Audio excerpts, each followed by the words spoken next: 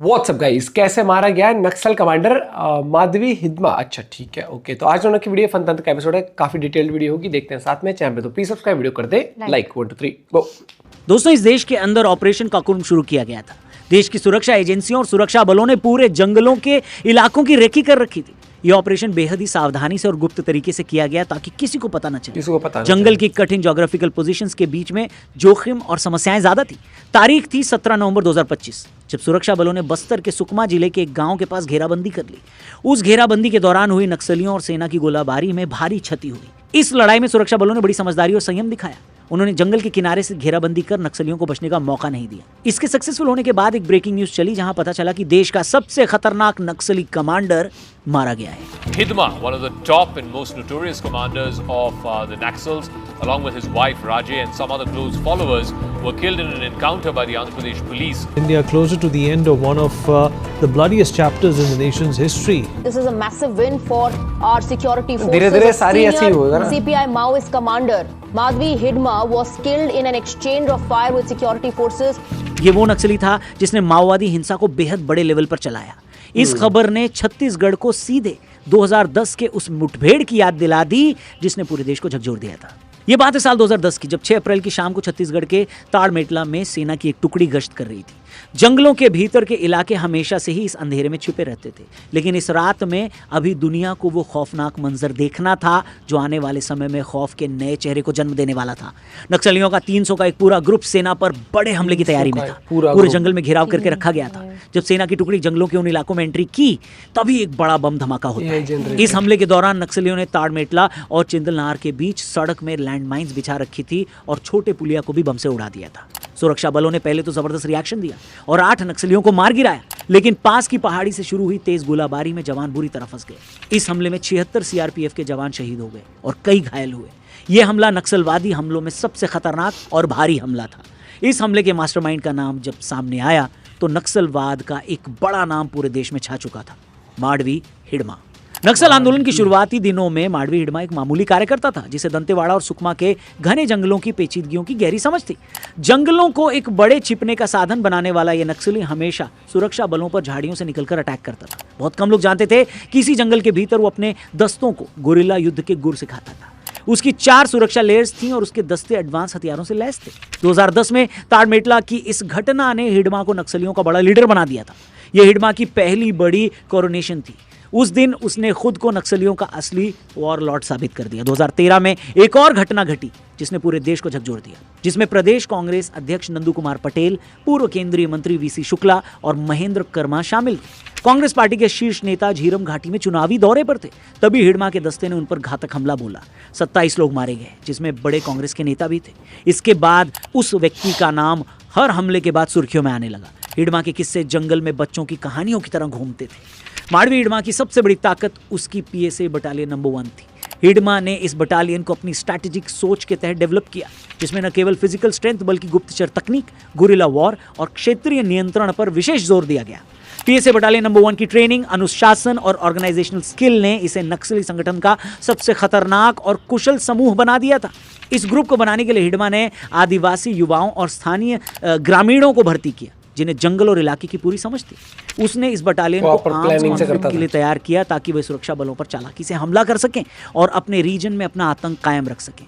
हिडमा की लीडरशिप और उसकी खूंखार स्ट्रैटेजी ने जल्द ही उसे एक बड़ा नाम बना दिया। लेकिन हिडमा की कहानी इससे भी ज्यादा दिलचस्प है। माधवी हिडमा की शुरुआती कहानी छत्तीसगढ़ के बस्तर के गहरे जंगलों और आदिवासी समाज से जुड़ी है, जहां गरीबी, सोशल इंजस्टिस और फॉरेस्ट रिसोर्सेज पर बढ़ते बाहरी दबाव के बीच रहने वाले लोग जिंदगी की कठिनाइयों से जूझ रहे थे। हिडमा का जन्म एक सामान्य आदिवासी परिवार में हुआ था, जो मुख्य रूप से खेती और जंगल की डिपेंडेंसी पर जीवन चलाते थे।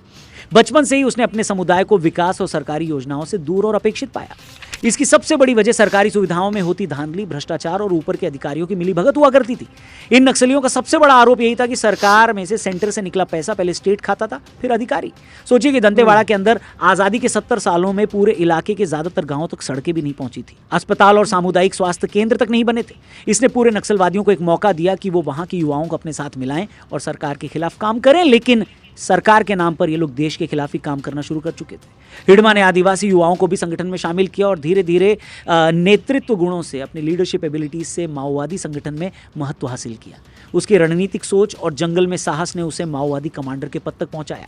एक ऑर्डिनरी गांव से उठकर नक्सल सेना के सबसे बड़े दस्ते का कमांडर बनकर उसने 150 से भी ज्यादा हथियारबंद लड़ाकों को अपने इशारे पर नचाया। सुरक्षा बल जब कभी जंगल में घुसते, जवानों को हमेशा ये चिंता रहती थी कि कहीं हिडमा का साया आसपास तो नहीं। लेकिन 18 नवंबर 2025 को मरेडुमिली जंगल में हिडमा वैसे ही मारा गया जैसे एक हत्यारे का अंत होता है। सुरक्षा बलों ने हिडमा, उसकी पत्नी और 4 अन्य नक्सलियों को एनकाउंटर में मार गिराया। Indian forces struck a heavy blow to them. They neutralized one of the top Naxal commanders. His name was Madhvi Hidma. Hidma was among the most feared Maoist commanders. Top Naxal commander Madhvi Hidma has been killed. Notorious Naxal Hidma, the man behind 26 deadly attacks. This operation comes a day after top Maoist leader Madhvi Hidma was gunned down in an exchange of fire in the Medrumili village in the state. अब ये कहानी सिर्फ एक हिडमा की नहीं बल्कि भारत के उस फाइनल वॉर अगेंस्ट माओवाद की है जिसे अब सरकार और सुरक्षा बलों ने अगले साल खत्म करने का टारगेट रखा है। हिडमा की कहानी में अब तक आप समझ चुके होंगे कि सरकार और गांव के लोगों और आदिवासियों के बीच क्या कमी थी। सरकार ने इसके लिए 3 बड़े मुद्दों पर काम किया, जिसमें सबसे पहले सिक्योरिटी, फिर डेवलपमेंट और अंत में कम्युनिकेशन पर बात की गई है। मैं सबसे पहले एक बात इस सदन में जिम्मेदारी के साथ बताना चाहता हूं। 21 मार्च 2026 को इस देश से नक्सलवाद समाप्त। सबसे पहले सिक्योरिटी पर आते हैं। सरकार ने नक्सल प्रभावित क्षेत्रों में केंद्रीय और राज्य सुरक्षा बलों की तैनाती बढ़ाई, उन्हें आधुनिक हथियार, तकनीक और विशेष ट्रेनिंग प्रदान की। ऑपरेशन कॉकूर्न जैसे बड़े अभियान चलाकर नक्सली कमांडर को समाप्त करने और उनके नेटवर्क को तोड़ने की कोशिश की गई। इंटेलिजेंस नेटवर्क को स्ट्रांग बनाया गया है जिससे नक्सलियों की हरकतों पर नजर रखी जा सके। इसके बाद से डेवलपमेंट पर काम करते हुए सरकार ने नक्सली प्रभावित इलाकों में बुनियादी ढांचे जैसे सड़क, बिजली, शिक्षा और स्वास्थ्य सुविधाओं का विकास किया है। आदिवासी और ग्रामीण क्षेत्र की सामाजिक आर्थिक स्थिति सुधारने के लिए अलग अलग तरीके की कल्याणकारी योजनाएं लागू की गई। इनका मकसद, उद्देश्य था स्थानीय लोगों को उस मेन स्ट्रीम मुख्य धारा से जोड़ना और उनके अधिकारों की रक्षा करना ताकि वो नक्सल आंदोलन से दूर रहें। इसके बाद कम्युनिकेशन, जहां पर भारत सरकार ने हथियार छोड़ने वाले नक्सलियों के लिए पुनर्वास, माफी और कौशल विकास कार्यक्रम शुरू किया जिससे वो स्किल डेवलप कर सके। कम्युनिकेशन के जरिए शांति स्थापित करने का प्रयास किया गया जिसमें कुछ नक्सल गिरोहों को शांति प्रक्रिया में शामिल भी किया गया। इससे नक्सलवादी आंदोलन को कमजोर करने में सहायता मिली। इसमें दोस्तों सबसे ज्यादा जरूरी था सेंटर और स्टेट लीडरशिप और सरकारों के बीच एक कम्युनिकेशन बनाना। केंद्र और राज्य सरकारों ने मिलकर नक्सली समस्या से निपटने के लिए कॉम्प्रिहेंसिव योजना बनाई। अलग अलग एजेंसियों के बीच कम्युनिकेशन स्थापित कर इंटीग्रेटेड स्ट्रैटेजिक कदम उठाए गए जिससे नक्सलवाद के खिलाफ प्रभावी कार्रवाई संभव हो सके। लेकिन दोस्तों, माडवी हिडमा की कहानी सिर्फ एक आदमी की नहीं बल्कि एक सोच की कहानी है जिसने नक्सलवाद को बढ़ावा दिया। आज भी सरकारों को यह सोचना होगा कि एक सिस्टम बनने के बावजूद, कम्युनिकेशन तकनीक इतनी एडवांस होने के बावजूद आज कई ऐसे इलाके हैं जहां तक कम्युनिकेशन ही स्थापित नहीं हो पाया है। ये सिर्फ आज तक की सरकारों का फेलियर नहीं था बल्कि लोगों के बीच बढ़ती हुई असंतोष की कहानी भी थी। पर देखिए, चाहे जो हो, कानून को हाथ में लेना गलत है तो गलत है, और जो गलत करेगा उसका अंत भी गलत ही होगा, जैसे कि हिडमा का हुआ। बाकी आपका इस पर क्या कहना है कमेंट करके बताना, चैनल को भी सब्सक्राइब करके जाना। और आज रात ये चीज़ आप समझे कि इतने टाइम से डेवलपमेंट हर एक चीज़ में, उसका मतलब पास्ट वो था कि हाँ उसके एरिया में डेवलपमेंट नहीं होना, उनको इग्नोर कर दिया जाना, हर एक चीज़ थी। लेकिन हमेशा कहा जाता है कि रास्ता ये ठीक नहीं है। आप इलेक्शन लड़ते, अपनी पार्टी खड़ी करते, ऑप्शन तो ये भी है ना, जहाँ चुनाव होते हैं आप अपनी पार्टी भी बना सकते थे ना। एंड डेमोक्रेसी का सबसे बड़ा फायदा ये होता है, अगर आपका एक एरिया में चुनाव होते हैं और आप बड़े लेवल पर अच्छा करके निकलते हो और फिर लोग इकट्ठा, तो वो चीज़ करते हैं। लेकिन चलो, सरकार का भी मैं कहूँगा कि यहाँ पर देर आए दुरुस्त आए, मतलब क्योंकि ये चीज़ आज की नहीं है, बहुत सालों चल रही थी। लेकिन गवर्नमेंट ने जिस तरीके से इनिशिएटिव लिया, हर एक चीज़, और ऑप्शन भी दिया कि भैया आप छोड़ते हो तो आपको भाई इस तरीके से माफ़ी दी जाए, हर एक चीज़ सही बढ़िया था। और फिर end of the day India, अब जो अपनी गवर्नमेंट है ना, यही चीज़ आप समझो कि अपनी जो प्रेजेंट गवर्नमेंट है बहुत हर चीज़ को ना ऐसे नहीं कर रही कि हाँ आज शुरू करा है कई सालों में तो हो ही जाएगा। नहीं, टाइमलाइन लेके चलते, डेडलाइन लेके चलते, भैया इस टाइम तक हमें ये चीज़ करनी है, और वो भी तरीके से, हड़बड़ाहट में नहीं करते, वो प्रॉपर प्लान करके। और जब उन्होंने बोला कि अगले साल की 2026 में इस तारीख तक वो कर देंगे, मार्च तक बिल्कुल ही, तो उन्होंने प्लान किया होगा, एक लेआउट बनाया होगा, प्रॉपर वो ब्लूप्रिंट तैयार किया होगा हर एक चीज़। और मैं हमेशा कहता हूँ भैया आपको मौका मिलता है, आप पढ़ाई लिखाई से भी चीज़ें चेंज कर सकते हो, और अगर आपको एक ओवरऑल सोशल काम करना है तो उसके लिए आप अपना फिर एक तरीके से पॉलिटिक्स में भी उतर सकते हो। धीरे धीरे आपके मुद्दे आगे आ सकते हैं ना। और ये तो रास्ता बिल्कुल ही वो है। नहीं भैया, ये तो आपका खात्मे का ही रास्ता है, सीधी सी बात है। और यहाँ पर मुझे लगता है कि हुई है, हमारे देश में ना बहुत सारे इलाके पिछड़े रह गए जहाँ पर डेवलपमेंट उस तेजी से कभी पहुँच ही नहीं पाया। उस तरीके से क्या पहुंच ही नहीं पाया था। तो उस चीज़ का भी कई बार लोग सताए जाते हैं उस तरीके का, फिर तभी तो फिर वो बाकी लोग भी मोटिवेट हो जाते हैं। वो दुख भरी दास्तां वाली बात नहीं होती, देखो तुम्हारे साथ जाती हो रही है तुम्हारे साथ, तो फिर वो लोग उस माइंडसेट में चले जाते हैं। लेकिन अपनी गवर्नमेंट और आज के टाइम पर मैं देखूँ पूरा इंडिया ही प्रोग्रेसिव और वो बहुत ही पॉजिटिव ग्रोथ के साथ आगे बढ़ रहा है और सबको साथ लेके चलने वाली बात आ रही थी। क्योंकि आज के टाइम में ना मीडिया का दौर है।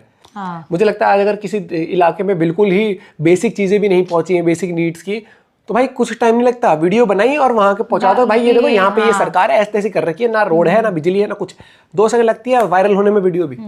क्योंकि आज आपको किसी मीडिया हाउस की जरूरत नहीं है कि किसी न्यूज़ चैनल पे जाके बोलने की, किसी प्लेटफॉर्म पे आप कर दोगे तो फैल जाती चीज़ें। अपना पॉइंट भी शेयर करेगा। Bye bye, take care.